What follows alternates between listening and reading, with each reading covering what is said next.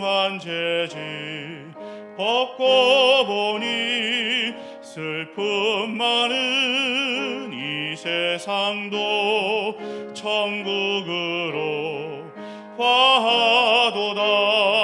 주의 얼굴 뵙기 전에 멀리 뵈던 하늘나라 내 맘속에 이루어지니 날로 날로 가깝도다. 할렐루야 찬양하세. 내 모든 죄 사함 받고 주 예수와 동행하니 그 어디나 하늘나라.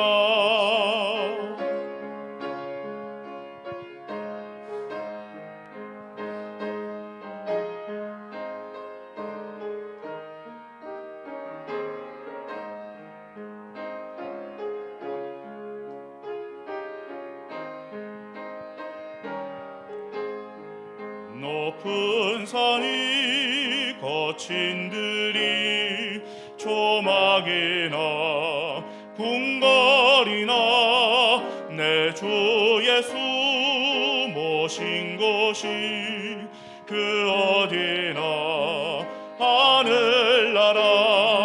할렐루야 찬양하세.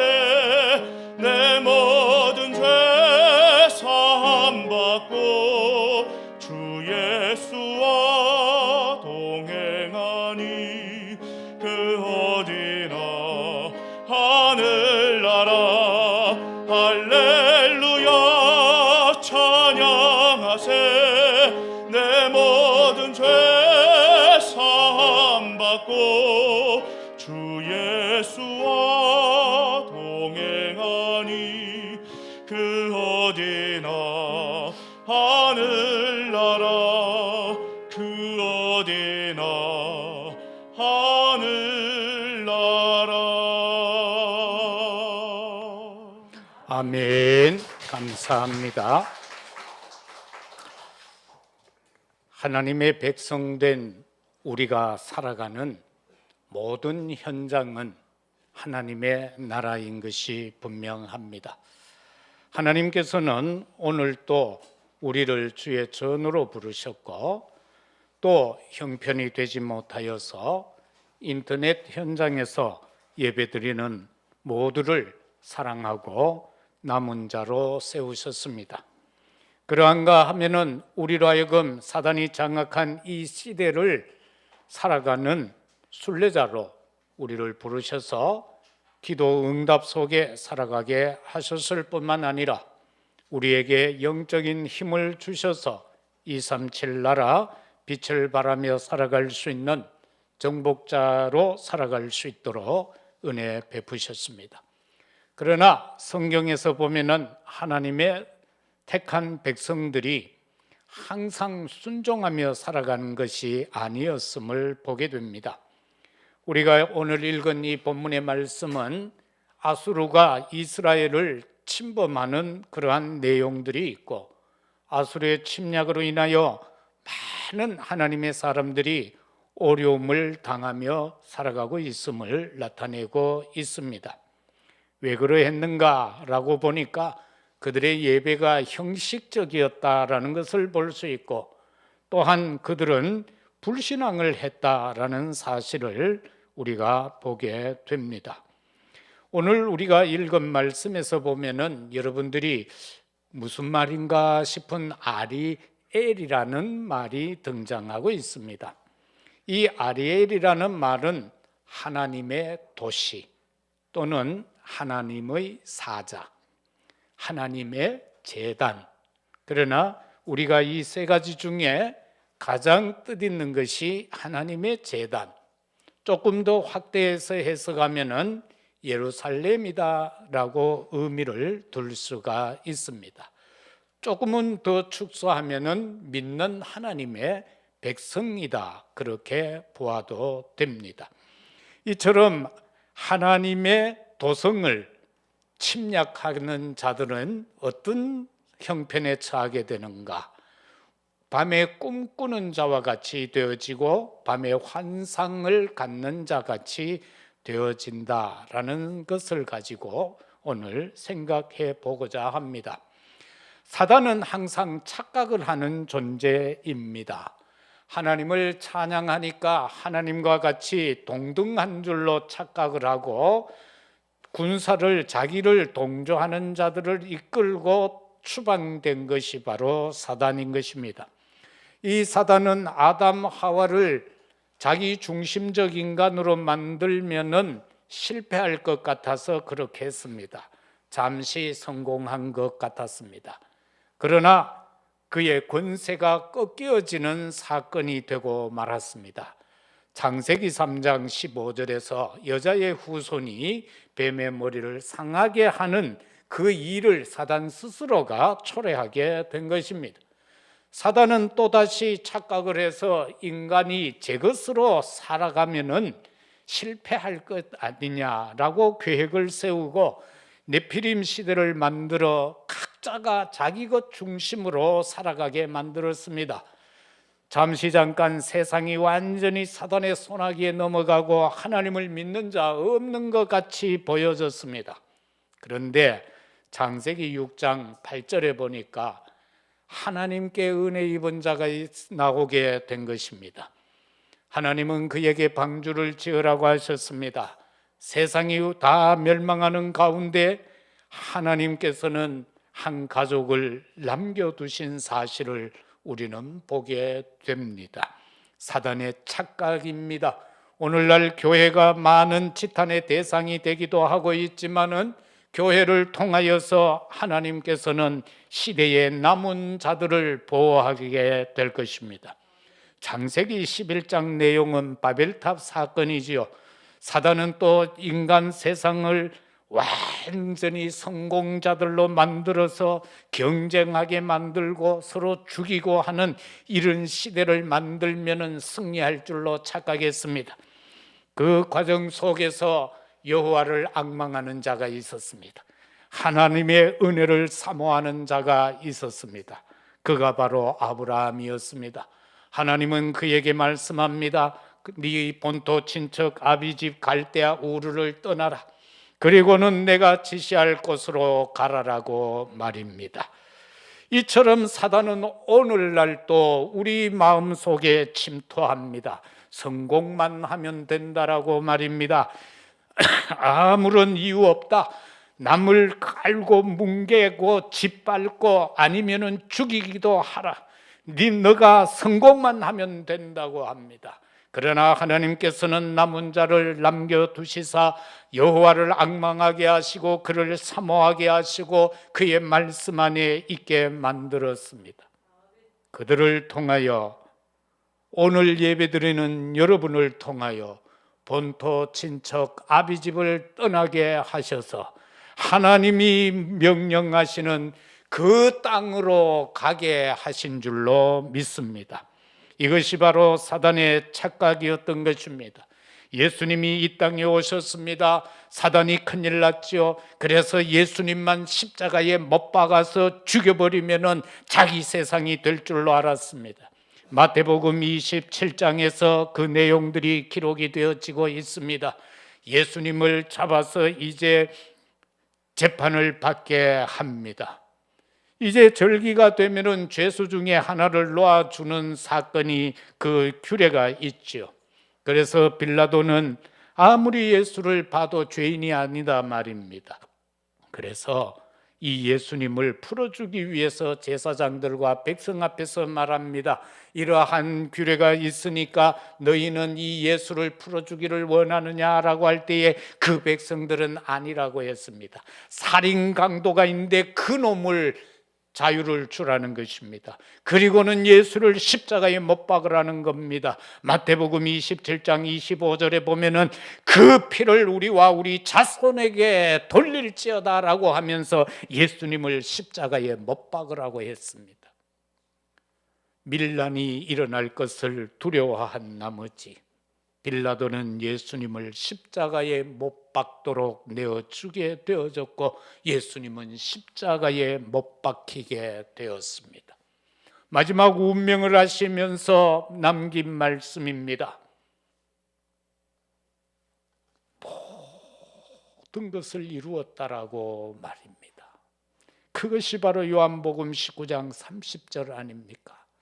그로 인하여 사단은 승리하는 줄 알았는데 오히려 사단의 머리가 완벽하게 박살나지는, 정말로 이 시대에 다시 한번 창세기 3장과 6장과 11장의 내용, 그것으로 이 시대를 장악해 가고 있는데 예수님의 십자가 보혈로 말미암아 오히려 자기가 완전히 깨트려져 버리는 사건이 되고 말았다라는 사실인 것입니다.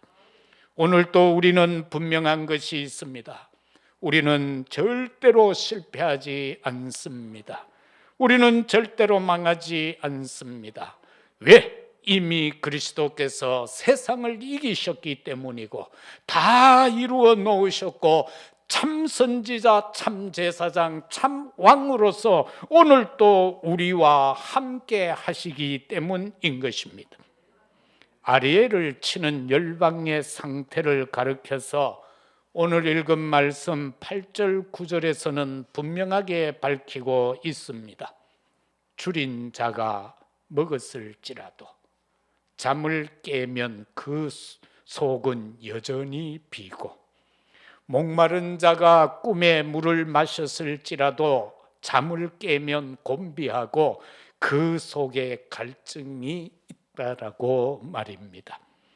그런가 하면은 5절 6절에서는 아수르가 패망당할 것을 분명히 말씀합니다. 병력같이 지진이 일어나고 큰 소리와 회리바람과 폭풍과 맹렬한 불꽃으로 그들이 망할 것을 이미 성경은 말씀합니다. 어려움이 주어졌지만은, 아수르가 침략했지만은 결과적으로 그 아수르는 망하게 된다라는 것입니다. 본론적으로 들어가서 우리는 언약을 회복하면 됩니다. 올바른 것에 집중만 하면 됩니다. 237 그 세계 복음화의 언약을 붙잡으면 되는 것입니다. 첫째로 생각할 말씀은 아리엘, 곧 하나님의 제단을 치는 자는 멸망할 수밖에 없다라는 것입니다. 어떻게요? 꿈같이 된다는 것입니다. 꿈엔들 무언들 못 꾸겠습니까? 그런데 자고 일라면 그것은 내 손에 잡히는 것이 하나도 없지요. 환상과 같이 되리라고 분명히 말씀했습니다. 아리엘을 치는 자, 곧 하나님의 자녀를 대적하는 것은 성삼위 하나님을 대적하는 것과 같기 때문에 사단은 망할 수밖에 없습니다. 바로 하나님의 자녀된 우리는 어떤 자들입니까? 나 자신은 죽고 그리스도만 남아있는 자들인 줄로 믿습니다. 그것이 바로 갈라디아 2장 20절인 것입니다. 나는 죽는 겁니다. 그리고 내 안에는 그리스도가 사신 바가 된 것입니다. 그래서 우리는 이제 그 안에서 살아가게 되는 겁니다. 요한일서 2장 17절에 보면은 이 세상도 그 정욕도 지나가되 오직 하나님의 뜻을 행하는 이는 영원히 거하느니라. 바로 오직 하나님의 뜻을 행하는 자에게는 하나님께서 영원히 함께하는 임마누엘을 약속하신 줄로 믿습니다. 아리엘을 대적한 자들, 이스라엘을 대적한 자들은 어떻게 되어졌습니까? 애굽을 한번 보십시다. 요셉을 알지 못하는 왕이 바로가 등장하게 되고 이스라엘 백성들이 그 고센에서 점차 숫자가 늘어나는 것을 보고 두려워합니다. 이들이 숫자가 우리보다 더 많아져서 오히려 우리를 정복하면 어떻게 되냐, 밀란을 일으키면 반란을 일으키면 어떻게 되냐. 그래서 그들에게 무거운 짐을 지우게 됩니다. 신전을 짓게 하고 거기에 노동을 가하여서 그들로 하여금 피곤하게 만듭니다. 그 고통 가운데서 하나님의 백성들이 430여 년이 가까워지는 그때서야 깨닫게 됩니다. 우리가 놓친 것이 무엇인가? 우리가 놓친 것이 뭔가? 우리의 인생의 삶, 신앙생활 속에서도 때로는 바람이 불 수가 있습니다. 비바람이 불어날 수가 있습니다. 폭풍우 같은 일들이 일어날 수 있습니다. 그럴 때에 우리는 하나님 앞에서 깊이 생각해 보아야 됩니다. 아버지, 내가 놓친 것이 무엇입니까? 내가 부족한 것이 무엇입니까? 라고 말입니다. 살인을 하여서 미디안 광야로 도망갈 수밖에 없었던 그 모세도 양을 치면서 자기 신세를 바라볼 때에 오직 여호와만을 바라보아야만 될 것 같았겠지요. 그래서 그는 양을 치면서 항상 여호와를 앙망했습니다. 어느 날 때가 되어 하나님이 그를 부르십니다. 하나님의 부르심의 방법이 모세에게 있어서는 자연 환경을 통하여 불렀습니다. 저 산에서 가시떨기에 불이 붙었는데 꺼지지 않고 활활 타오르고 있는 것을 보고 모세는 그곳을 향하여 발걸음이 옮겨질 수밖에 없었던 것입니다.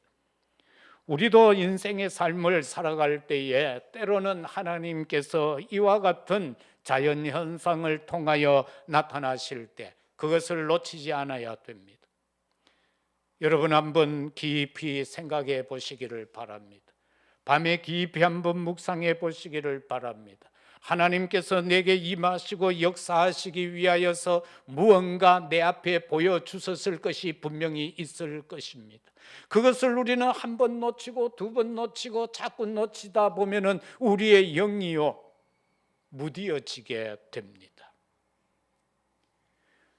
모세는 그것을 깨닫고 올라갑니다. 네가 선 곳은 거룩한 곳이라 신발을 벗으라고 말입니다. 거기에서 그는 피 언약을 회복하게 됩니다.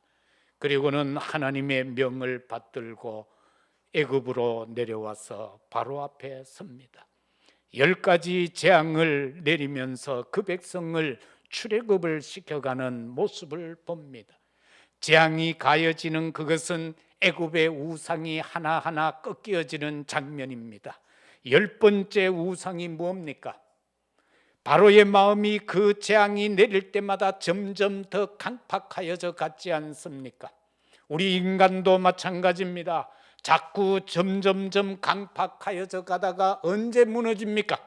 자녀가 침을 당할 때 무너지는 사실을 우리는 우리 주변에서 많이 볼 수가 있습니다. 최고의 우상이 바로 자녀라는 것, 끔찍하지 않습니까? 바로도 자기 자식이 죽고서야 항복을 했던 것을 보게 됩니다. 그러나 사단은 끝까지 항복 안 했습니다. 그 백성이 나가고 난 다음에 600 전차승을 이끌고 뒤따라와서 이스라엘 백성을 죽이려고 했습니다. 그러나 하나님께서는 홍해를 가르시고 이스라엘 백성은 건너가게 하시고 그들은 수장시켜버린 사실을 우리는 봅니다. 오늘 본문에 등장한 아수르는 사네립이 이 예루살렘을 침공합니다. 에워쌉니다. 그 숫자가 15만 명입니다. 항복하라고 종용합니다. 히스기야는 인간 방법도 써봅니다. 이 나라 저 나라에 원병 요청을 해봅니다. 그러나 그것이 되지 않습니다. 이사야를 찾아왔습니다. 엘리사를 찾아서 이거 어떻게 하면 되느냐고 말입니다. 그럴 때에 기도할 수밖에 없음을 깨닫고 그가 하나님 앞에 그 문서를 피워놓고는 저 열방의 사람들이 와서 이 아버지여 이 예루살렘을 점령하려고 합니다. 저 이방인들이 하나님을 무시합니다. 그러면서 밤을 새워 기도할 때에 그 새벽에 하나님께서 주의 사자를 보내시사 18만 5천 명이 죽고 사네립은 도망을 가서 자기의 수도로 도망가게 됩니다. 그곳이 바로 어디입니까? 니느웨의 성입니다. 갔더니만 아들 두 놈이 아버지를 죽여버립니다. 그리고는 아들이 왕위를 차지합니다. 아수르는 이렇게 멸망되어져 갔습니다. 블레셋은 또 어떠합니까? 시도 때도 없이 이스라엘을 괴롭힙니다. 사무엘상 17장을 보니까 골리앗이라는 거인 장군이 군사를 이끌고 왔습니다. 사울왕이 군대를 이끌고 나아가서 마주쳐 전쟁을 치르는데 꼼짝 못하고 있습니다. 다윗이 그 현장으로 가게 되고 언약 잡은 어린 소년 다윗 하나가 이 문제를 해결해서 블레셋이 물러가게 되는 사건이 일어났고, 그런가 하면은 언약 잡은 사무엘을 통하여 그가 살아생전에 전쟁이 없도록 한 하나님의 역사를 우리는 보게 됩니다. 로마를 보십시오. 로마가 이스라엘을, 예루살렘을 250년 동안 차지합니다. 그리고 그들에게 핍박을 가합니다. 그리고는 주후 68년에 네스파시아누스라는 대장군이 군사 6만 명을 이끌고 쳐들어왔습니다. 이스라엘이 대적하여 투쟁을 합니다. 그런데 여기에서 헤롯 왕이 갑자기 자살함으로 인하여서 네스파시니우스가 돌아가서 황제가 되고, 그의 아들 디투스를 군대 8만 명을 주어서 이스라엘을 정복하라고 보내게 됩니다. 그래서 디투스 장군에 의해서 주후 70년에 이스라엘은 망하게 됩니다. 그런데 여기에서 귀한 것이 나옵니다. 포로가 9만 7천 명이 잡혀가게 되고 전사자는 110만 명이 생겨지게 되는데, 그 예루살렘 성 안에 있던 많은 사람들이 이미 도피하게 되는 사건이 있었습니다. 누가복음 21장 20절과 22절에 보면은 너희가 예루살렘이 군대들에게 에워싸이는 것을 보거든 그 멸망이 가까운 줄 알라라는 이 하나님의 말씀을 깨달은 많은 백성이 성을 빠져나가서 펠라라는 도성으로 피하게 됩니다. 그래서 많은 사람들이 구원을 받게 되어졌습니다. 우리는 하나님의 말씀을 놓치면 안 됩니다. 하나님은 시대 시대의 흐름 속에서 말씀을 통하여 말씀하고 계십니다. 말씀을 통하여 우리로 하여금 듣게 하시고 말씀을 통하여서 우리로 하여금 깨닫게 하신다라는 사실인 것입니다. 250년을 통치합니다. 그런데 핍박도 가합니다. 여기에 초대교회 성도들과 바울을 위시하여 많은 사람들이 복음을 전하고 복음을 전합니다. 250년이 흘렀습니다. 주후 323년에 콘스탄니우스 황제가 이제 드디어 기독교를 공인화하는 사건이 일어납니다. 250년 만이었습니다. 로마는 이렇게 끝이 나 버렸습니다. 그러면은 왜 이스라엘은 꿈꾸는 자들에게 침략을 당하나? 꿈꾸는 자는 어떤 자라고 했어요? 줄인 자가 먹었을지라도 깨면 그 속이 여전히 비어 배고픔을 알아야 하는 자, 목마른 자가 꿈에 마셨을지라도 깨면은 그 속에 갈증이 있을 수밖에 없는 비참한 이들에게 왜 이스라엘이 침략을 당해야 하나라는 것입니다. 오늘날 완벽한 예수 그리스도 참선지자 제사장 왕 되신 그분에 의하여 우리의 자녀 신분 권세가 회복된 우리가 왜 시도 때도 없이 사단에게 공격을 당해야 되나, 그 말씀인 것입니다. 왜 그렇습니까? 다른 것에 집중했기 때문에 그렇습니다. 이스라엘은요, 하나님의 말씀보다는 율법주의에 빠져버렸습니다. 하나님의 말씀, 하나님의 권능 능력보다는 신비주의에 빠져버렸습니다. 그리고는 하나님의 참된 그리스도의 희생의 사랑이 아니라 박애주의로 빠져버렸습니다. 예수님이 이 땅에 오셔서 잘못된 자들을 향하여서 회개하라고 외친 것을 사회개혁으로 그들은 받아들였습니다. 자기중심적 사고로 말입니다. 복음 아닌 다른 것에 집중하면 사단의 공격을 받을 수밖에 없습니다. 의심과 불신앙을 하면 안 된다라고 29장 9절은 밝혀 말하고 있습니다. 너희는 놀라고 놀라라. 너희는 맹인이 되고 맹인이 되라. 그들의 취함이 포도주를 말미암이 아니하고 그들의 비틀거름이 독주로 말미암음이 아니다라고 말하고 있습니다. 무엇 때문에? 의심과 불신앙 때문이다라고 말씀하고 있는 것입니다. 예수님도 마태복음 16장 13절에서 15절에서 야, 저기 가서 시민들한테 한번 여론조사해봐라. 내가 한번 봐도 저것들이 옳게 안 믿고 있다. 나를 누구라고 하는지 가서 한번 알아보고 오라. 그랬더니만 뭐 엘리야 같다, 예레미야 같다, 세례 요한 같다, 선지자 중에 하나가 같다라고 그렇게 말을 합니다. 그런데 너희는 나를 누구라 하느냐? 오늘 이 시대에도 이런 잘못된 사상에 빠져 있는 교회 다니는 사람이 너무 많습니다. 너희는 나를 누구라 하느냐? 11사람은 아무 말도 못합니다. 오늘날 이 땅에도 800만 명이 예수를 믿고 있다고 하는데 정말 주는 그리스도시요 살아계신 하나님의 아들이라 당신은 참 선지자요 참 제사장이요 참 왕으로서 나의 과거 현재 미래의 모든 문제를 해결하신 분이라고 고백하는 자가 12분의 1밖에 안 된다. 제자들을 볼 때 그러하다 말입니다. 12명에게 물었는데 11명은 대답 못하고 베드로가 대답합니다. 주는 그리스도시요 살아계신 하나님의 아들이라. 이 시간 하나님 앞에 나와 예배드린 우리가 바로 주는 그리스도시요 살아계신 하나님의 아들이라고 고백한 자들인 줄로 믿습니다. 그런가 하면은 29장 10절에서 내용을 보면은 선지자들이 어두워져 버렸다라는 것. 10절이 뭡니까? 대저 여호와께서 깊이 잠들게 하는 영을 너희에게 부어주사 너희의 눈을 잠기 있었음이니 그가 선지자들과 너희 지도자인 선견자들을 덮으셨습니다.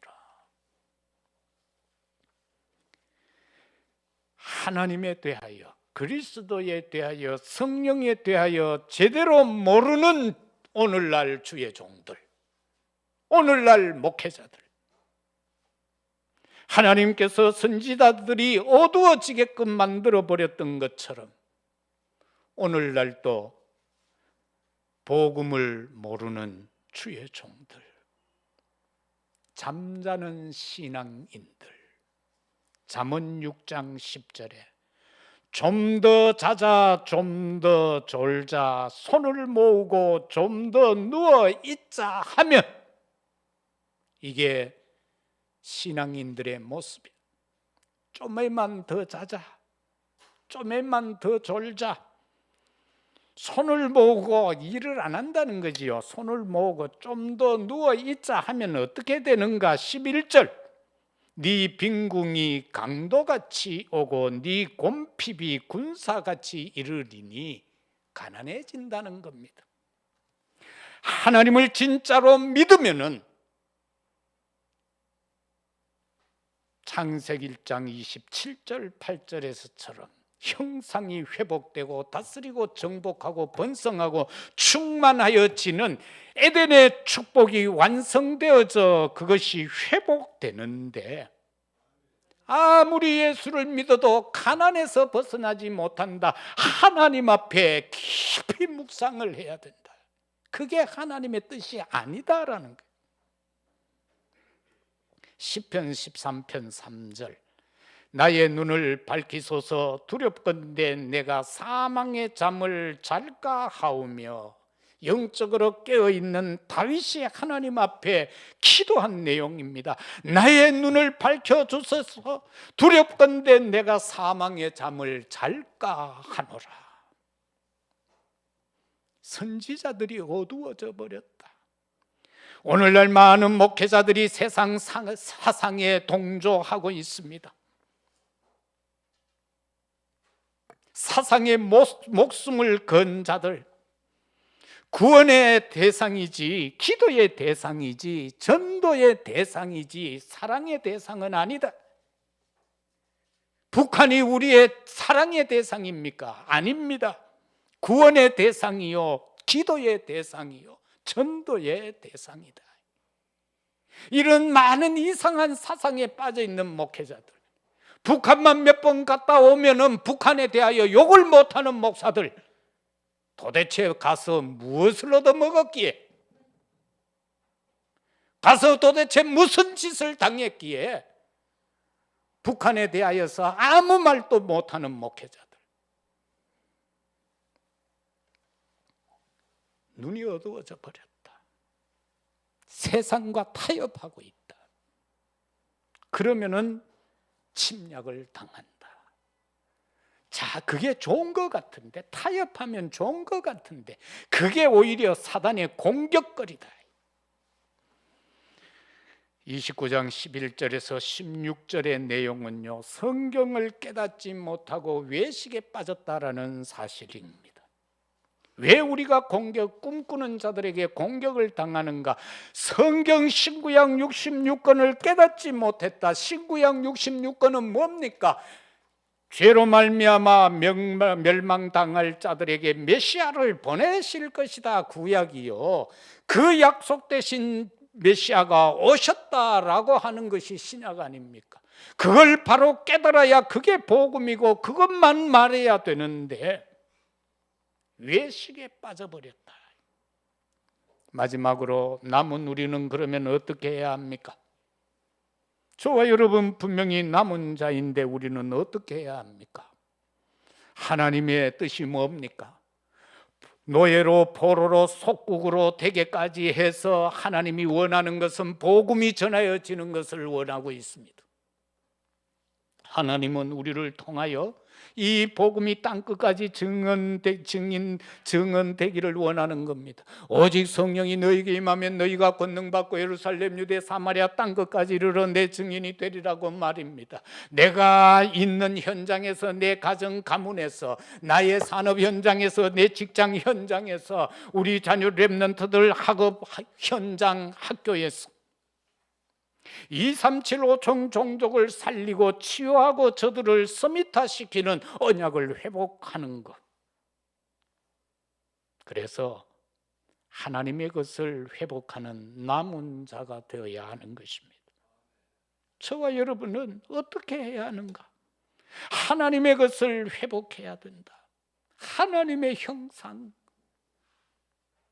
우리 각자 얼굴 다 다른데 하나님이 이 중에 누구를 닮았겠어요? 그 말이 아니고 영적으로 하나님의 형상을 회복하라 말입니다. 그리고 2장 7절에도 보면은 생기를 불어넣으니 생명이 된지라. 이건 뭡니까? 우리는, 인간은 영적 존재라는 겁니다. 그래서 개돼지 소는 아무리 착해도, 고양이가 아무리 주인을 따르고, 강아지가 아무리 개새끼가 주인이 오면은 꼬리를 흔들고 깽깽거려도 그거는 구원의 대상이 아니다. 왜?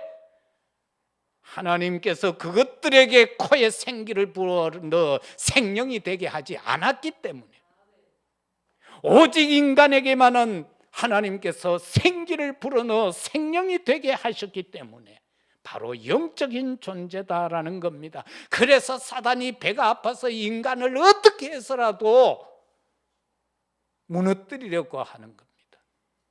사단이 어디 소공격하는 거 봤어요? 개를 멸망시키려고 하고 고양이를 멸망시키려고 하는 거 봤어요? 그거 아니잖아요. 하나님의 형상인 인간만을 어떻게 해서라도 자기 쫄개로 만들려고 말입니다. 그래서 우리는 옛것을 회복해야 돼요. 그 회복하는 것 중에 가장 핵심이 하나님의 말씀인 것입니다. 히브리서 4장 12절. 하나님의 말씀이 아니고는 치유할 길이 없습니다. 내 삶도 하나님의 말씀을 통해서, 경제도 하나님의 말씀을 통해서, 내 육신의 모든 것 하나님 말씀을 통해서, 내 자녀 후대도 하나님의 말씀을 통해서. 남은 우리는 어떻게 해야 합니까? 기도 회복하는 순례자가 되어져야 합니다. 보좌의 축복을 누려야 해요.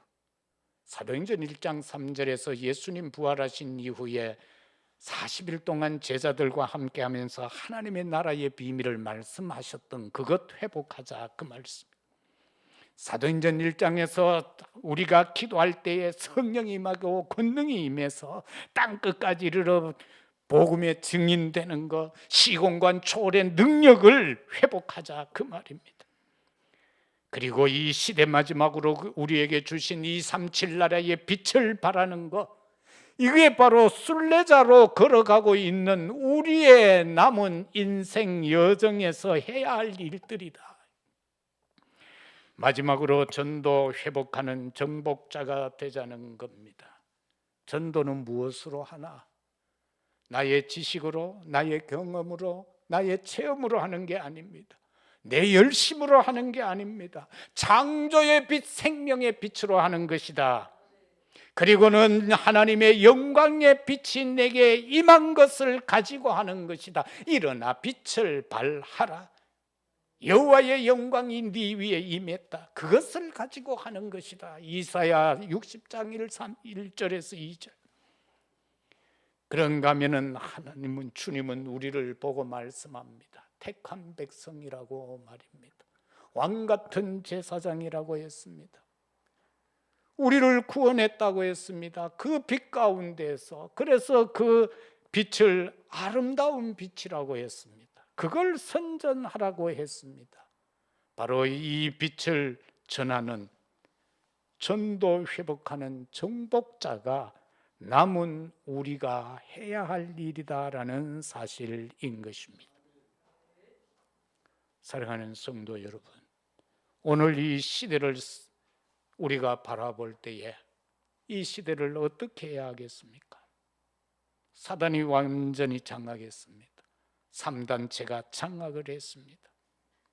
그러나 복음의 사람은 사단의 공격 속에서도 승리한다는 사실을 믿으시기를 바랍니다. 사단이 결코 우리를 어떻게 할 수 없습니다. 그 반대로 로마서 16장 20절에서처럼 우리에게 분명히 말씀합니다. 사단을 무릎 꿇게 할 권세가 우리에게 있다라고 말입니다.